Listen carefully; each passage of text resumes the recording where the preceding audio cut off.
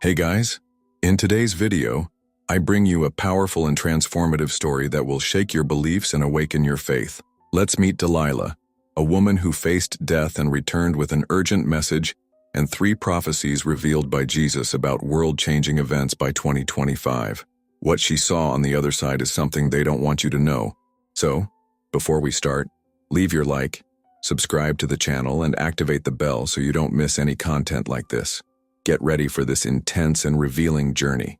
The last thing I remember was the sound of skidding tires and the sight of a car coming towards me. The impact was immediate, and then everything went dark. But the darkness didn't last. Before I could understand what was happening, I felt like my body was being gently pulled out of myself. It was a strange feeling, but not scary. In fact, it was incredibly liberating. When I opened my eyes again, although it was different from opening my physical eyes, I was surrounded by a golden light that seemed alive. It wasn't just light. It was warmth, love, and peace, all wrapped up in a single sensation. There was no pain, no fear, just complete and perfect acceptance. I looked around and realized I was no longer on the street. The environment was indescribable, with colors I had never seen before, as if they were alive. In the distance, I could hear sounds that seemed like heavenly music. It was as if each note was created to love something greater than anything I could imagine. As I tried to process where I was, I felt a presence approaching. I didn't hear footsteps, but I knew someone was there. When I turned around, I saw my grandmother. She looked very different from the last time I saw her. She was rejuvenated, glowing, and her eyes had a depth I had never noticed before. "Delilah," she said, with a gentle smile. His voice sounded like honey mixed with the sound of light itself around us. "You're not here by chance. There's something you need to see, someone you need to find."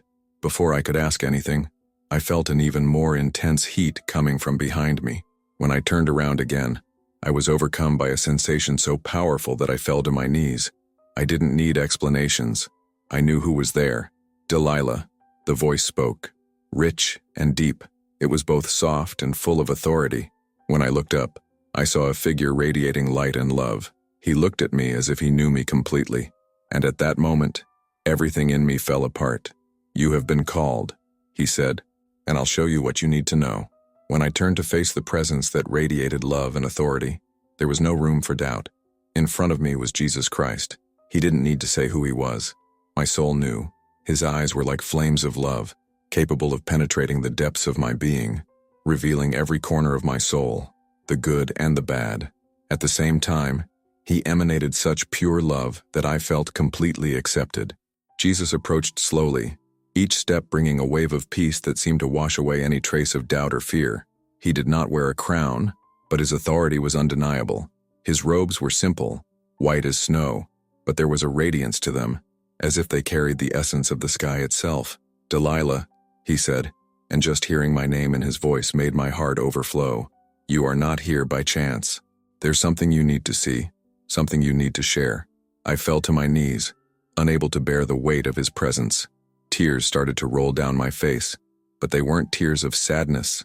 They were of regret, gratitude, and a love I had never experienced before. "Sir," I managed to stammer out. "Why me? I'm just an ordinary person. I'm not worthy of this." He knelt before me, holding my face with hands that bore the marks of the nails. His eyes met mine, and in them I saw everything: sacrifice, forgiveness, and infinite compassion. "Delilah, no one is worthy on their own, but that's exactly why I'm here. My love for you, for each person, is what gives purpose. What I'm going to show you is so you can prepare others. You are my instrument now." With these words, he stretched out his hand, and immediately the environment around us changed. It was as if space itself folded to transport us to a new place.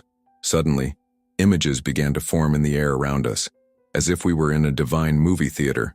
Lights flashed, scenes unfolded, and I knew I was about to witness something far beyond my understanding. "You will see 3 things," Jesus explained, his voice firm and full of compassion. "Each of them will be a warning for what is to come. Hear and see with your heart, for you will be my voice." As we stood there, surrounded by a light that seemed alive, Jesus raised his hand. Immediately, the environment changed again. I was now in a vast space, which seemed to have no beginning or end. Bright lights began to appear in the sky one after another, creating a dazzling spectacle. It was as if the night had been decorated with thousands of moving stars. But these lights had something different. They pulsed, emanating an energy that seemed to hypnotize. Crowds began to form, looking up at the sky in fascination. Their expressions ranged from astonishment to adoration. There was a collective joy in the air, as if everyone believed something great and positive was happening. "Delilah," Jesus said, his voice rich and deep, "what you see is the beginning of the great deception." Soon, beings began to emerge from the lights. They were beautiful, radiant, almost angelic. Their forms were perfect and their voices were melodious, inviting people to come together in peace and harmony.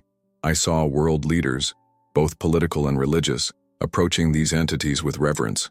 They didn't seem to question who these visitors were or where they came from. The beings began to speak, proclaiming a new era for humanity, where all religions would be unified and divisions would be eliminated. I saw crowds cheering, with tears of joy in their eyes, as they followed every word. But beside me, Jesus watched silently, and the pain in his eyes was evident. "These are not my angels," he said, with a palpable sadness in his voice. "They come to deceive, to divert. They will deny my divinity, distort my truth, and lead millions astray." Then I saw something that made my heart race.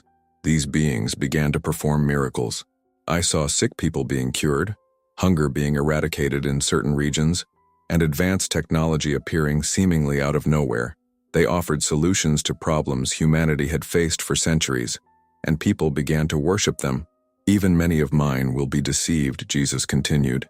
"They will use apparent kindness as a trap, and even faithful Christians will be tempted to believe that this is the answer they were hoping for." The scenes continued to unfold. I saw digital influencers promoting this new era, celebrities supporting it, and entire families being divided between those who believed in beings and those who remained faithful to the truth. "The great deception will begin with beauty and end in destruction," Jesus said. "Those who remain rooted in me will have the discernment to see beyond the deceptive light." The images began to disappear, and I found myself next to Jesus again, with tears streaming down my face. "How can I warn people, and Lord? This seems so irresistible." "You are not alone, Delilah," he replied. "My voice will echo through you, but they will need to choose who to serve." As soon as the images of the great deception disappeared, the environment around us changed again. This time, the darkness was replaced by a soft, welcoming light. I saw people scattered all over the world, in living rooms, fields, prisons, and even factories. Each of them seemed to be in deep introspection, with tears streaming down their faces. "This is the Great Awakening," Jesus said, his voice filled with hope and solemnity. "Though deception spreads, my spirit will work mightily among those who hunger for the truth." The scenes began to expand, showing people experiencing personal encounters with Jesus. One woman, an avowedly atheist teacher, was kneeling in an empty classroom, sobbing as she held an open Bible. A man in a prisoner's uniform raised his hands in a small cell, as a heavenly light filled the space. A young man, surrounded by computer screens and code, fell to his knees in the middle of his workstation, crying out for forgiveness. "I will come to those who sincerely seek me, no matter where they are or who they are," he explained. I saw miracles happening in all parts of the world. A blind child in a remote village began to see. A mother with terminal cancer was healed while praying with her family. Nations where Christianity was prohibited experienced revivals in secret, with Christians gathering in caves and hidden houses, singing praises that could be heard even in heaven. "But awakening will not come without a cost," Jesus continued, his expression becoming serious. "The persecution will be intense. Many will be ridiculed, arrested, and even killed because of my name." The images changed to show churches being invaded, Christians being taken away in military trucks, and families being separated due to religious conflicts.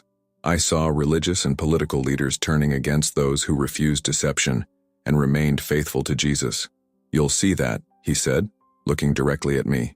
"It will be a time of purification, where genuine faith will be refined like gold. My people will shine like lights in the darkness." I turned my gaze to a final scene. Small groups of Christians were gathered in silence, praying fervently. Despite the persecution, there was joy and unity among them, as if each knew they were sharing something greater than their circumstances. "These are the ones who will overcome," Jesus said. Because they know me, they trust me, and they stand firm. I found myself filled with a mixture of hope and heaviness. How am I going to tell people this, Lord? How will they believe me when the world turns against the truth? You don't have to carry this burden alone, he replied. I will be with you, and my spirit will move hearts, even in the most unlikely places. As soon as the vision of the Great Awakening faded, a feeling of restlessness came over me. The environment around us transformed once again, but this time there was no soft light or heavenly sounds. I was enveloped by a scene of chaos. Violent storms roared. Entire cities were swallowed by giant waves, and fire consumed forests to the horizon. The air was filled with a sense of despair, and the sound of screams echoed everywhere.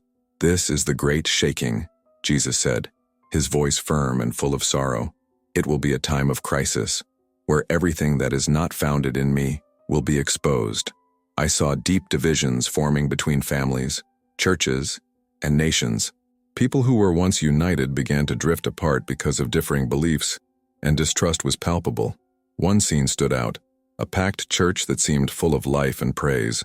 But when rocked by a crisis, half the congregation abandoned the faith. Not everyone who calls me Lord truly knows me, Jesus explained. The shaking will separate those who have superficial faith from those who trust me completely. As he watched, other images emerged. Natural disasters devastated cities, driving many to despair. I saw earthquakes that destroyed entire communities, storms that uprooted everything from their paths, and fires that turned forests to ashes. But in the midst of these calamities, I also saw something extraordinary. Small groups of people coming together, praying fervently, and helping each other with a love and courage that could only come from something greater. Why does this need to happen, Lord? I asked, the pain in my heart growing with each sight. Because the shaking will purify faith, he replied. He will awaken those who are spiritually asleep and expose everything that is false. Those who trust in me will be strengthened, but those who rely on themselves or the world will fall apart. The scenes continued, showing Christians being tested in ways they never imagined. Some lost everything but remained steadfast in their faith, while others, faced with fear and loss, abandoned the truth to seek momentary security. Jesus pointed to a final vision. Small groups of Christians in different parts of the world, shining like beacons in the darkness. These are mine, he said with a note of hope in his voice. They will be my hands and feet, bringing light in the midst of darkness. Topic 5. The third prophecy, the Great Shaking. As soon as the vision of the Great Awakening faded, a feeling of restlessness came over me. The environment around us transformed once again, but this time there was no soft light or heavenly sounds. I was enveloped by a scene of chaos. Violent storms roared. Entire cities were swallowed by giant waves, and fire consumed forests to the horizon. The air was filled with a sense of despair, and the sound of screams echoed everywhere. This is the great shaking, Jesus said, his voice firm and full of sorrow. It will be a time of crisis, where everything that is not founded in me will be exposed. I saw deep divisions forming between families, churches, and nations. People who were once united began to drift apart because of differing beliefs, and distrust was palpable. One scene stood out, a packed church that seemed full of life and praise. But when rocked by a crisis, half the congregation abandoned their faith. Not everyone who calls me Lord truly knows me, Jesus explained. The shaking will separate those who have superficial faith from those who trust me completely. As he watched, other images emerged. Natural disasters devastated cities, driving many to despair. I saw earthquakes that destroyed entire communities, storms that uprooted everything from their paths, and fires that turned forests to ashes. But in the midst of these calamities, I also saw something extraordinary.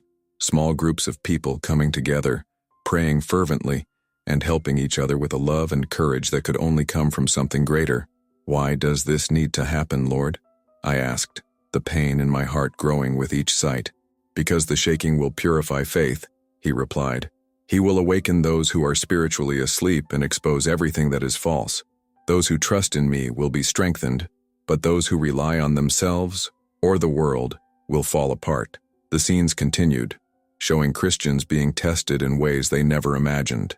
Some lost everything but remained steadfast in their faith, while others, faced with fear and loss, abandoned the truth to seek momentary security. Jesus pointed to a final vision. Small groups of Christians in different parts of the world, shining like beacons in the darkness. "These are mine," he said, with a note of hope in his voice. "They will be my hands and feet, bringing light in the midst of darkness." "You will be my messenger, Delilah," he said, turning to me. "Tell them what you saw. Prepare them for what's to come." As the scenes of the great shaking began to fade, I felt a mixture of hope and heaviness in my heart. Jesus stood by my side, his presence radiating strength and authority, but also an incomprehensible love. He looked at me deeply, as if he were seeing every corner of my soul, and began to speak with an urgency that left no room for doubt. "Delilah, time is short," he said, with a firmness that seemed to reverberate throughout the room. "What you saw is not a distant warning, but something that has already started to move. My message to humanity is clear. They need to prepare now." As he spoke, more images began to appear around us. I saw Christians reading their Bibles with intensity, their faces lit up with the understanding of the truth. Others were on their knees, praying fervently, tears flowing as they surrendered everything to God. But I also saw others who ignored the call, immersed in worldly distractions, unable to perceive what was coming. "Tell them that the word is the most powerful weapon they have," Jesus continued. "The scriptures are my heart exposed to the world. Whoever is rooted in them will not be deceived." He then spoke about the importance of prayer. Prayer is not just words, but a living connection with me. Whoever prays knows me, hears my voice and recognizes my direction. Even in the midst of confusion, they need to pursue this now, before the chaos begins. I saw groups of people coming together, forming small communities in homes and simple places.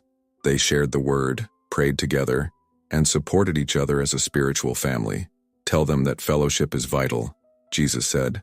"When they are united, they are strong. When they isolate themselves, they become vulnerable. My church is not a building, but a body of believers who live in unity." Then he approached me, his expression changing to something more personal, almost intimate.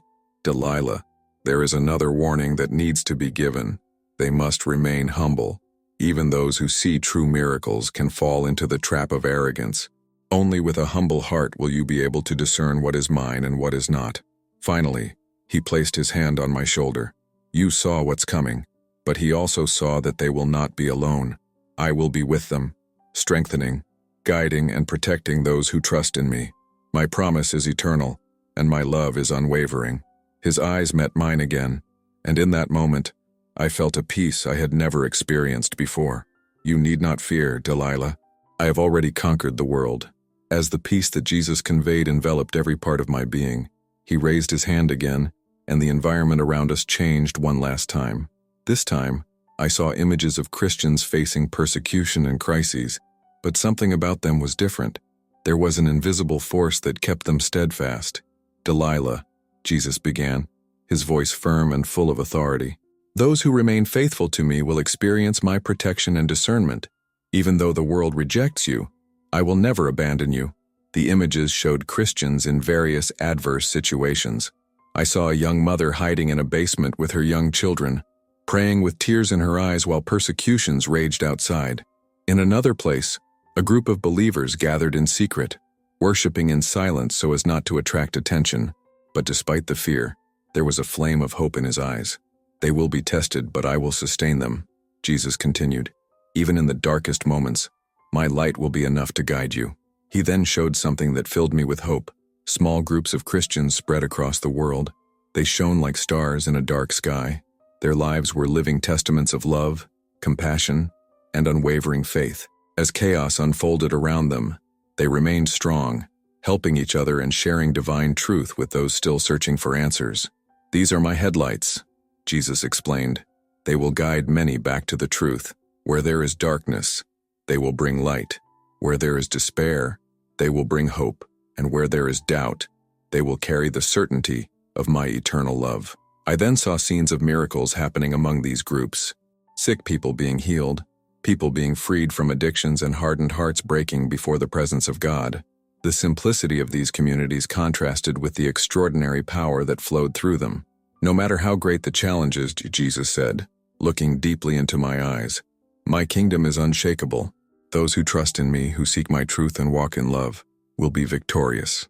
He smiled, and that simple gesture seemed to carry all the hope and promise of heaven. "Delilah, tell them, do not fear. What is coming is not the end, but the beginning of something glorious for those who are in me." I felt my heart warm as his words echoed within me. The mission I had been given was great, but its promise was greater.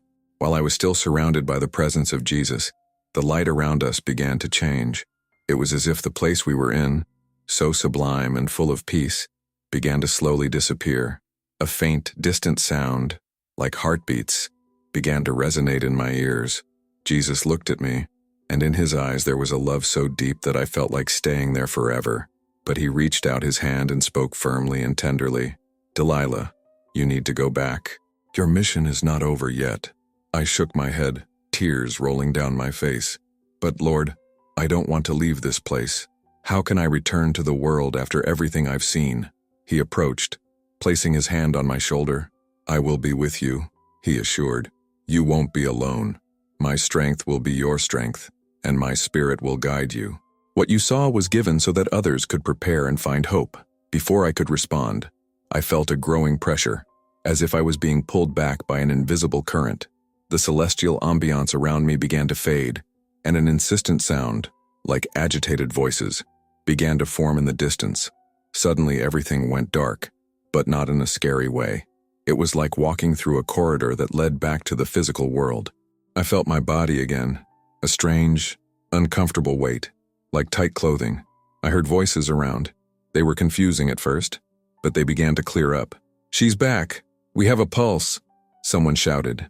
I opened my eyes slowly, blinking against the bright lights that filled my field of vision. I was surrounded by paramedics, and my body felt heavy and bruised. An oxygen mask was strapped to my face, and I could feel the cold air entering my lungs. A woman in medical scrubs looked at me with an incredulous expression. "My God," she murmured. "You were dead for over 11 minutes. My mind was in a whirlwind. The visions I had just witnessed were still alive within me, as if they were engraved deep in my soul. I knew I had returned to my body with a mission, and even in the midst of pain and confusion, that certainty was unshakable. As they took me to the ambulance, I felt an inexplicable warmth in my chest. It was his presence, like a silent promise that I wouldn't face this alone. "Sir," I murmured, barely able to speak, "I will do as you asked. Help me to be strong." The days following the accident were difficult, both physically and emotionally. I was hospitalized, with several injuries all over my body, but what weighed most on me was what I had experienced. Every time I closed my eyes, I saw images of the 3 prophecies and heard Jesus' words echoing in my mind. "You are my messenger." My sister, Evelyn, arrived at the hospital the next day. She was a doctor and, as always, was in control of the situation. His skepticism had always been a barrier between us, but now it seemed like an insurmountable wall. "Delilah," she began, sitting down next to the bed, "what you went through was traumatic. It's normal to have hallucinations. His brain suffered a lack of oxygen for minutes. Those things you say you saw, they're not real." I looked at her, trying to find the right words. "Evelyn, that wasn't a hallucination. I know what I saw. I was with Jesus. He showed me what's to come. 3 global events that will change the world, and people need to be prepared." She sighed, clearly frustrated. "You almost died. This is what we need to talk about, Delilah. Not those visions." But I knew what I experienced was real. Despite her disbelief and that of others around me, there was something inside me that could not be erased. Jesus' words were still alive, and I felt a growing urgency to share his message. A week after being discharged, I decided to visit Pastor Nathaniel Graves, leader of the small church I had attended occasionally before the accident. He was a respected man in the community, but he was also skeptical about supernatural experiences. When I entered his office, he greeted me with a friendly smile, but soon frowned upon hearing my report. "Delilah," he said calmly, "I believe you had an intense experience, but you need to be careful. Many people mistake their emotions and imaginations for something divine." "That wasn't imagination, Pastor," I replied, my voice steady. "He showed me what is coming, the great deception, the great awakening, and the great shaking. I can't stay silent." He looked at me for a long moment, as if trying to discern something on my face. Finally, I said, "I'm going to pray about this, Delilah, but I want you to also pray for wisdom. That's a heavy load to carry." Despite the initial difficulties, my conviction grew every day. I knew that my life would never be the same, and that the path ahead would be full of challenges. But one thing was clear: I couldn't give up. The days turned into weeks, and each moment seemed to carry the weight of the mission entrusted to me. Despite the skepticism of Evelyn and Pastor Graves, and even myself at times, I could not ignore the call that echoed in my heart. I began to write down everything I had seen and heard, every detail of the 3 prophecies that Jesus revealed to me. As the words flowed, I felt his presence, as if he was guiding my hand. My little journal soon became a powerful testimony, a roadmap to warn and prepare those who would listen. One day, while rereading my notes, a clear thought invaded my mind. Speak, share, even if they don't believe it, plant the seeds. It was then that I decided to take my first public step. Pastor Graves, although still cautious, allowed me to speak at one of the church's weekly meetings. When I stood on the small pulpit, my hands were shaking, but I felt an inexplicable peace. "I'm not a preacher," I began, looking at the few dozen faces in front of me. "I'm just someone who went through something that changed everything. Today I'm here to share it with you because I know it's not just for me, it's for all of us." I told him about the accident, the transition to the spiritual kingdom, and the encounter with Jesus. I spoke about the great deception, warning about the arrival of false miracles and seductive doctrines. I shared the hope of the Great Awakening, describing the move of the Holy Spirit that would bring many back to the truth. And finally, I talked about the Great Shaking, the test of faith that would separate the faithful from those who only professed superficial beliefs. There was absolute silence when I finished. Some seemed impacted, while others looked at me skeptically. After the meeting, some people thanked me, but others left without saying a word. That night, I felt a mixture of triumph and doubt. But as I prayed, Jesus' voice came again, soft and steady. "You are not responsible for the results, only for obedience. Keep going." Over the next few weeks, I began reaching out to people outside of the church. Lucas Hargrove, a local journalist, heard about my story and asked to interview me. I was reluctant at first, but realized this could be a way to spread the message even further. Lucas wasn't religious, but there was something about him, a genuine curiosity, almost a search for answers. During the interview, he asked me difficult questions, but he also listened carefully. "Do you really believe all this will happen?" he asked, looking me straight in the eyes. "It's not a question of belief," I replied. "It's a matter of being prepared. And my mission is to help others be too." While the first seeds of the message were planted, challenges also emerged. People started ridiculing me online, calling me crazy or a bigot. Evelyn, my sister, tried to convince me to get help. But through it all, I knew I wasn't alone. The presence of Jesus was constant, and each small act of faith was a response to the call he had placed on my heart. My mission was just beginning, but I knew that what mattered was not the size of my voice, but the truth it carried. If you liked this beautiful spiritual testimony, leave a like, comment on your impressions, subscribe to the channel, and don't forget to activate the notification bell to watch each new video and help us spread this message to a greater number of people. Until next time.